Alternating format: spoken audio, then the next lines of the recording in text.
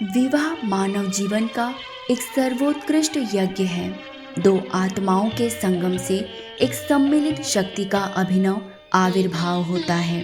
दो नदियों का मिलन संगम कहलाता है। मिलन की महिमा असामान्य है। एक आत्मा का दूसरी में लय होकर अपने स्वतंत्र अस्तित्व को समाप्त करना उत्कृष्ट आध्यात्मिक पुरुषार्थ का प्रमाण है। पंडित श्री राम शर्मा आचार्य जी। पुस्तक का नाम विवाहों का वातावरण धर्मानुष्ठानों जैसा हो। पुस्तक परिचय। विवाह एक नए परिवार का सृजन करता है। विशाल मानव समाज के अंतर्गत एक स्वतंत्र घटक अस्तित्व में आता है। वर वधू का सम्मिलित अस्तित्व एक नए गृहस्थ के रूप में परिणत होता है और वह नवनिर्माता स्वतंत्र सृष्टा के रूप में विकसित होता है। विवाह का धर्म अनुष्ठान करते हुए वे परमात्मा से उसी क्षमता की याचना करते हैं। जिन घड़ियों में दो आत्माओं और परब्रह्म परमात्मा के बीच दिव्य आदान प्रदान हो रहा होता है, उसे अलौकिक भाषा में विवाह संस्कार कहते हैं। विवाह जैसे सौम्य अवसर पर उच्छृंखल और मखौलबाजी बंद होनी चाहिए और हर्ष उल्लास का वातावरण बनाया जाना चाहिए। विवाह देव आयोजन है।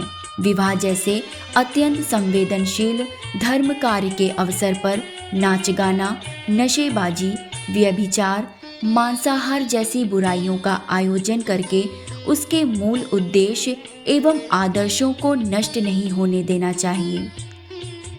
पुस्तक के कुछ प्रश्न। विवाह क्या है?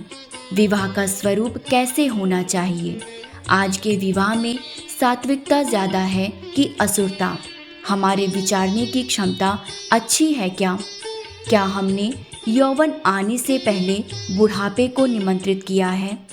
ऐसे ही कुछ प्रश्नों का उत्तर लेकर आपके समक्ष प्रस्तुत है एक लघु पुस्तक जो कहती है कि विवाह का अवसर पवित्र और शुभ वातावरण में उत्सव की तरह मनाया जाना चाहिए।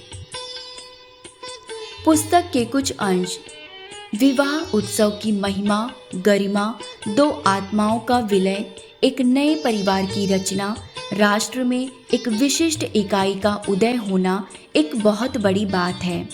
विचार एक प्रकार का कार्य ही है। शरीर के पाप की तरह मन के पाप भी नरक ले जाते हैं। पाप पुण्य का मूल्यांकन शरीर से नहीं, मन से किया जाता है। नारी का शील और सम्मान उसकी पवित्रता की धरोहर है। गर्भाधान के समय पति पत्नी के मन में जैसे भाव रहते हैं, संतान के मानसिक संस्थान पर वैसे ही भावों की अमिट छाप रहती है। आरंभ काल का असर अंत तक बना रहता है। बढ़ती जनसंख्या को देखकर संतान उत्पत्ति के बारे में भी विवाहित दंपति को सोचना चाहिए। पुस्तक के कुछ बिंदु। विवाह एक उत्कृष्ट यज्ञ। पवित्रता अक्षुण्ण रखी जाए, गरिमा गिरने ना दी जाए। उल्टी दिशा और उल्टे कदम, गंदे गीतों का कुप्रभाव, मंगल गीतों का सृजन। धार्मिक वातावरण गंदा ना किया जाए। सामाजिक परिवर्तन की आवश्यकता।